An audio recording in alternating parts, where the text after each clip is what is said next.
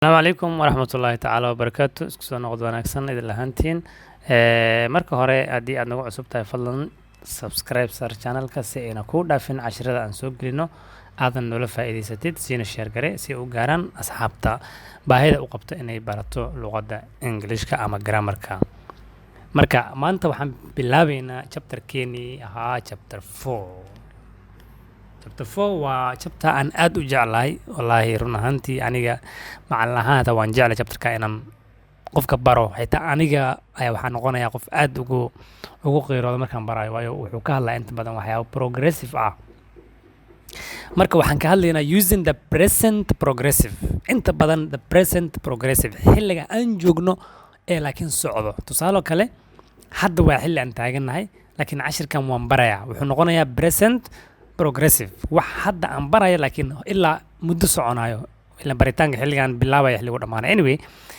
marka present progressive waxaan ku qaadanaynaa the word be verbkii ayaa waxaan ku daraynaa ing the present progressive tense kadib spelling of ing aan baranaynaa ereyada qaabka loo spell gareeyo ama loogu dhawaaqo ing marka lagu daro kadib waxaan baranaynaa the present progressive oo negative ah present progressive oo question ah the simple present versus the present progressive simple present aan soo marnay present progressive ka rabna inaan barbar dhigno marka so labadooda qaab noocay isu wadaan ama qaab noocay isu wajahaan maadaama wixiiba present ay yihiin simple progressive si ku kala bedelmaan then non action verbs oo loo isticmaalin present progressive ka action in an action verbs kala jiro so waxaan wax ka taabanaynaa non action verbs ka aan loo isticmaalin present progressive ka xilliga la joogo kadib waxaan gelinayaa ereyada sida ah see look at watch hear and listen qaabka loogu isticmaalo tenseska then think about and think that aan baranayna hadduu ila yidhaaho okay let's start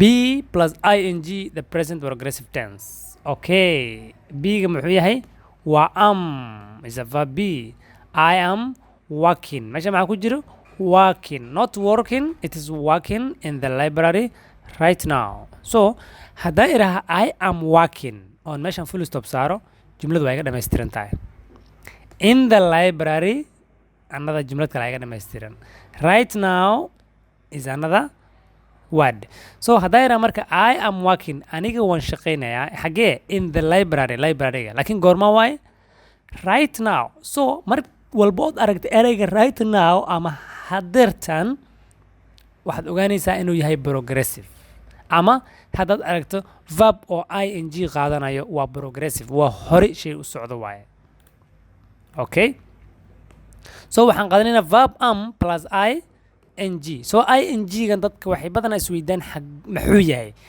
ing-ga main verbka ayaa waxaa lagu darayaa ing hadduu work ahaa ing aan ku daraynaa hadduu ahaa walking aan leenahay hadduu ahaa sleeping ing-gasa lagu darayaa so I am working in the library right now. Then verb kala aan qaata is marka wuxuu qaataa verbka third person he is she is it is so Lily waa lady waa gabar she is a lady so Lily is so she is working in the library right now then are waa plural you are working in the library right now so marka waa you are you oo third person ah okay inta maxaad aragtaa marka right now waa la calaamaday right now waa la calaamaday right now waa la calaamaday so markan ka hadlayno present progressive action is right now yacni ficilka wuxuu yahay at that moment saacadda ay taaganta ayaa ficilka u dhacaya so I am working in the library right now Lily is working in the library right now. You are working in the library right now. So the action is happening at that moment. ficilka dhana wuxuu dhacayaa saacadda ayada ah okay so is markaan ku darna ing waxay ku siinayaan main verbka oo ing-ga raacay present progressive tense ay ku siinayaan is I am Lily is or she is you are I am working she is working you are working ing aan ku daray. So am, is, are plus ing oo verbki main verbka aan ku dari doono kadib ay waxay ku siinaysaa the present progressive tense. Present progressive xilliga la joogo oo socda oo hore u sii jeedo waaye. Okay, let's practice. What is the boy doing? Wiilka muxuu sameynayaa? So meeshan waxaa lagu sii read. So he read. He marka waa third person muxuu qaadanayaa? Is automatically. So he is. Verbka hadduu is yahay, read uu yahay main verbka. maxaan sameynayna waxaan ku daraynaa ing. So maxaan dhaynaa he is reading a book or he is reading. oo ku joojin kartaa. What is the boy doing? He is reading. Okay, here you have been given the word paint. What is the girl doing? She is painting. She is painting. waxbay rinjiyeynaysaa, waxbay sawiraysaa. Okay, what are the children doing? So waxaa la isticmaalay verb are. So maxaad leedahay they are. Automatically theydan aad ku xijinaysaa. Play maxay noqonaysaa? Playing. They are playing. They are playing. Don't worry, ha ka walwalin, waxaan baran doonaa waxa la yidhaahaa subject verb agreement. qaabka subjectiga iyo verbka agreement ama heshiis looga dhexaysiiyo. taasoo cashir gooni aan ku bixin doono hadduu ilaa yidhaaho. Okay, what is the boy doing? wiilka muxuu sameynayaa? He dash it. He is eating. He is eating. He is eating. wax buu cunayaa. Okay, how do we spell when you add a word ing? markan ing ku darayo maxaa shuruudo liiga baahan yahay? erey qaar sit markay tahay oo sit double t inay noqoto maxaa keeni karo? waxaas la arkaynaa. For example, she is sitting. She ayada is sitting, way fadhisaa. Okay, marka waxaan jeclaan lahaa inaad aad uga taxadirto ereyadan markaan barayo. waa inaad fikrad dheeri ah la timaadaa, waayo si fiican inaad u fiirsan ka rajaynaya. waa qaybtan aaday muhiim u tahay. marka ereyga ing ga lagu darayo spellingkiisa ama spellingkiisa qaabka uu u bedelmo ayaan rabaa inaad ogaato. Rule number 1. So end of verb with ing form. So verb walbo markuu ing ku dhamaanayo, rule number 1. rule waa sharciga koobaad. consonant markuu yahay. For example, ereyga marka lagu daro consonant. For example, smile markaan dhaho wuxuu ku dhamaanaa e. consonant waxaa weeyaan B, C, D, F, G, H, J, K, L, M, N, P, Q, R, S, T, V, W, X, Y, Z. waxaan ka boodi A, E, I, O, U. A, E, O, U aan ka booday. shantaas marka laga saaro ayaa waxaa la yidhahaa wixii soo hara consonant. shanta ayadan waxaa la yidhahaa vowels. So hadduu ay ereyga ku dhamaanayna A, E, O, U mid ka mid ah, waxaa waaye waa consonant wuxuu ku dhamaanaya. So tusaale example, ereyga hadduu ku dhamaado smile. smile maxaa waaye? dhoola caddayn ama qosol. Okay, so qosol hadduu yahay laugh, smile maxaa waaye? waa dhoola caddayn. smile muxuu ku dhamaaday e. markan ing ku darayo double l kama dhigayo. so maxaan sameynayaa? drop the e and add ing. idanan ka tuurayaa, waxaan ku darayaa ing straight away anoona meel kala diin. Okay, how do we do that? Yes, that it is. Okay, again, dine. dine maxaa waaye? waa quudasho ama cunitaan. eat marka la yidhaaha I can also say dining. I dine. He is dining. Then inta waxaa ku haysanaa consonant oo lagu daray e.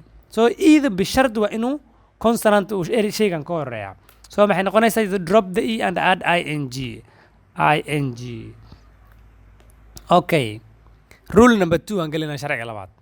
waxaa lagu yidhi 1 vowel plus 1 consonant. so vowelka soo horeeyo consonant ka dambeeyo. vowel maxaa waaye? A, E, O, U. sit oo kale.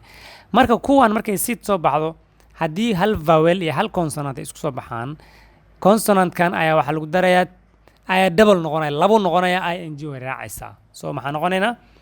consonants marka vowelka waa kuwan A, E, O, U miduu ku dhamaanaya. so hal vowel iyo hal consonant.